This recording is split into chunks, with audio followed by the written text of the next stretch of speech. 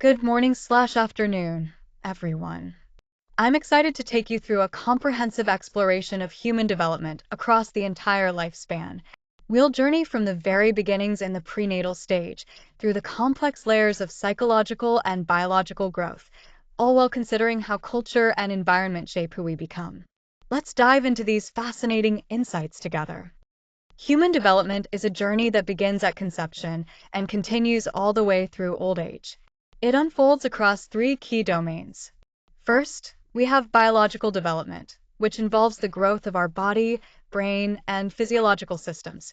Then, there's cognitive development, which includes how we perceive the world, acquire language, learn new things, and remember information. Lastly, psychosocial development focuses on our personality, emotions, social skills, and the roles we play in society. Understanding development from a lifespan perspective is crucial. This approach emphasizes that development is a lifelong process that is plastic, meaning we have the ability to adapt continuously. Throughout life, we experience both gains and losses shaped by our experiences, and this ongoing adaptation is what drives our growth. Equally important is recognizing the role of early experiences and the context in which development occurs. Early experiences have a profound impact on later outcomes, and we grow within a dynamic environment that includes both social and biological influences. This perspective helps us appreciate the complexity and continuity of human development over time. When we think about development, it's important to see it as a multidirectional process. This means that at every stage of life, we experience both gains and losses, growth in some areas and declines in others. Our development is also shaped by age grades, which are social categories based on age norms, or the behaviors society expects from us at certain ages, and the social clock, which is our personal sense of when things should happen in life. These factors vary across different cultures and historical periods, influencing how we experience change. For example, cultural differences play a big role in defining age-related roles and important milestones, or rites of passage. Additionally, over time, society has introduced new life stages, like emerging adulthood or retirement, reflecting changing historical circumstances.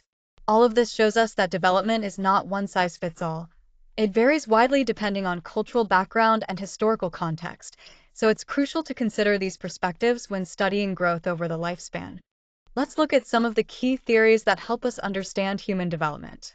First, the evolutionary theory focuses on how our genes have been shaped by adaptation over time, highlighting the biological roots of behavior. Then, the psychoanalytic theory explores development as a series of stages where inner conflicts influence the formation of personality. Moving on, the learning theory emphasizes that our behavior is largely shaped by the environment and what we observe around us. Next, the cognitive developmental theory proposes that thinking develops through constructed stages, showing how our mental processes evolve. Finally, the bioecological systems theory reminds us that a person doesn't develop in isolation, but is influenced by multiple nested environments, from immediate family to broader societal contexts. Each of these theories offers a unique lens through which to understand the complex process of development. Prenatal development is truly remarkable, starting from a single cell and gradually transforming into a complex, living being. It all begins with the germinal stage, which lasts about the first 2 weeks. During this time, fertilization occurs, and the single cell rapidly divides. The cells form a blastocyst, which then implants itself into the uterine wall, setting the foundation for everything that follows. Next comes the embryonic stage, spanning from week 3 to week 8. This is a critical period where organogenesis happens, the formation of essential organs like the brain, heart, and limbs. It's also when sexual differentiation begins, marking the initial development of the body's reproductive structures. Finally, the fetal stage lasts from week 9 until birth. This phase is characterized by rapid growth and significant brain development through processes like cell proliferation, migration, and differentiation.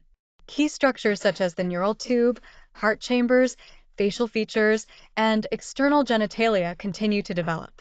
By mid-gestation, the fetus reaches a level of development where it can respond to stimuli, and by term, it is fully preparing for life outside the womb. This incredible journey highlights the complexity and precision of early human development. Teratogens are substances or environmental factors like certain diseases, drugs, and chemicals that can negatively affect prenatal development, particularly during critical periods when organs are forming. The impact of these teratogens varies depending on when during pregnancy exposure occurs, how much of the substance is taken in, the genetic makeup of both mother and baby, and even the environment after birth. For example, thalidomide, a drug once prescribed for morning sickness, is infamous for causing severe limb deformities when taken early in pregnancy. Alcohol is another major teratogen. It can lead to fetal alcohol syndrome, which results in growth delays and cognitive impairments. Tobacco use raises the risk of miscarriage and can also cause developmental challenges in the baby. Other harmful agents include cocaine, which can stunt growth and alter brain development, and infections such as rubella and syphilis, both of which present serious risks during pregnancy. Environmental pollutants like lead also pose a danger to the developing fetus. The best way to protect the developing baby is through avoiding exposure to these teratogens as much as possible and ensuring early and consistent prenatal care to monitor and support healthy development. When we look at parental influences on prenatal development, several key factors come into play. First, maternal age is important, with the optimal range being between 20 and 40 years. Outside this window, there can be increased risks during pregnancy. Nutrition is also critical. Adequate intake of folate, vitamins, and maintaining a balanced diet are essential for healthy fetal growth. The mother's emotional state matters too. High stress levels can actually affect the baby's stress response later in life. Additionally, any maternal illnesses and lifestyle choices, like smoking or alcohol use, strongly impact pregnancy outcomes. On the paternal side, age also plays a role. Risks tend to increase when fathers are either very young or older. Genetics are crucial as well, because mutations or epigenetic changes in sperm can arise from lifestyle factors or toxin exposure. Substance use by the father is another important consideration, as it can affect the health of the developing fetus. Together, these maternal and paternal factors help shape prenatal development in significant ways. When we talk about growth, two systems play crucial roles: the endocrine and nervous systems. The endocrine system includes glands like the pituitary and thyroid, which secrete important hormones that regulate growth, metabolism, and sexual maturation. The pituitary gland, often called the master gland, controls the release of growth hormone, which directly influences overall body growth and development. Sex hormones such as testosterone, estrogen, and progesterone are responsible for the changes we see during puberty, guiding physical and reproductive development. On the nervous system side, neurons are the fundamental units that transmit signals throughout the body. They communicate via dendrites and axons across tiny gaps called synapses. A key process within the nervous system is myelination, where axons get coated with a fatty layer that starts forming before birth and continues well into adulthood. This myelination greatly enhances the speed and efficiency of neural transmission. It's essential for reaching developmental milestones in areas like perception, language skills, cognition, and emotional regulation, making it a foundation for healthy brain and behavioral development. When we talk about physical growth, there are three important principles to understand. First is the cephalocaudal principle, which means development happens from the head down to the tail or feet. That's why babies have proportionally larger heads compared to adults. Next, the proximodistal principle tells us that growth starts from the center of the body and moves outward toward the limbs and fingers. This explains why infants gain control over their torso and arms before mastering their hands and fingers. Lastly, the orthogenetic principle describes how development progresses from simple, undifferentiated beginnings to complex, specialized structures. Think about how a single cell eventually becomes a fully formed body with intricate organs and systems. These principles together help us understand the amazing process of physical growth. When we think about health throughout a person's life, it's important to recognize that it's influenced by a complex mix of biological, psychological, social, and cultural factors.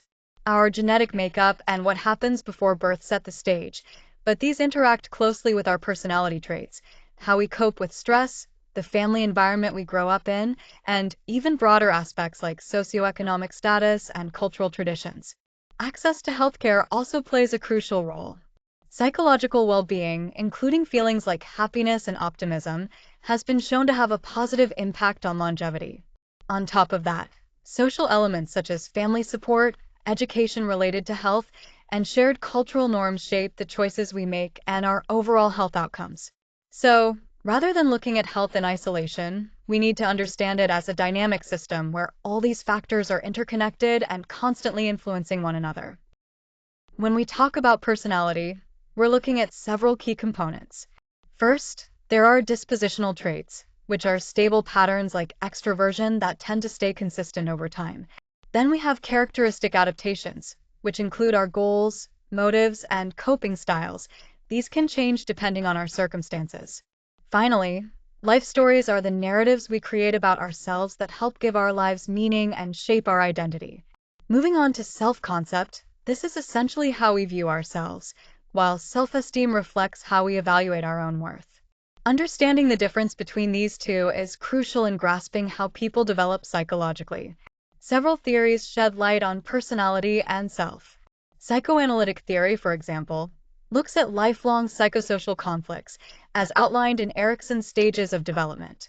Trait theory zeroes in on enduring personality dimensions, particularly the Big Five traits, which are widely recognized today. Then there's social learning theory, which emphasizes the powerful role of our environment and changing social contexts in shaping our behavior. Ultimately, both personality and self-concept are at the heart of psychological development. By examining them through these various theoretical perspectives, we get a richer understanding of how individuals grow and adapt throughout their lives. Epigenetics is essentially the study of how gene expression can be modified without altering the underlying DNA sequence. This includes processes like DNA methylation and changes to histones, which are the proteins around which DNA wins. These modifications act like switches that turn genes on or off. What's fascinating is that these epigenetic changes don't happen randomly. They're strongly influenced by our environment. Factors like what we eat, how much we exercise, whether we smoke, and how we handle stress can all impact these epigenetic markers. One of the key roles of epigenetic changes is to regulate gene activity, helping cells specialize in their functions. Even more interesting is that these changes are not permanent. They can be reversible, giving cells a way to adapt to new circumstances. This flexibility is crucial for development and adapting to environmental shifts. Importantly, epigenetics bridges the gap between our genetic code and our life experiences. It helps explain how early life events and lifestyle choices can shape gene function, affecting everything from personality and cognitive abilities to overall health and the risk of developing certain diseases. In other words, our genes and environment constantly interact through these mechanisms, influencing who we become throughout our lives. When we talk about the connection between epigenetics and mental health, one key point is that epigenetic modifications can influence mental disorders like depression, schizophrenia, and bipolar disorder.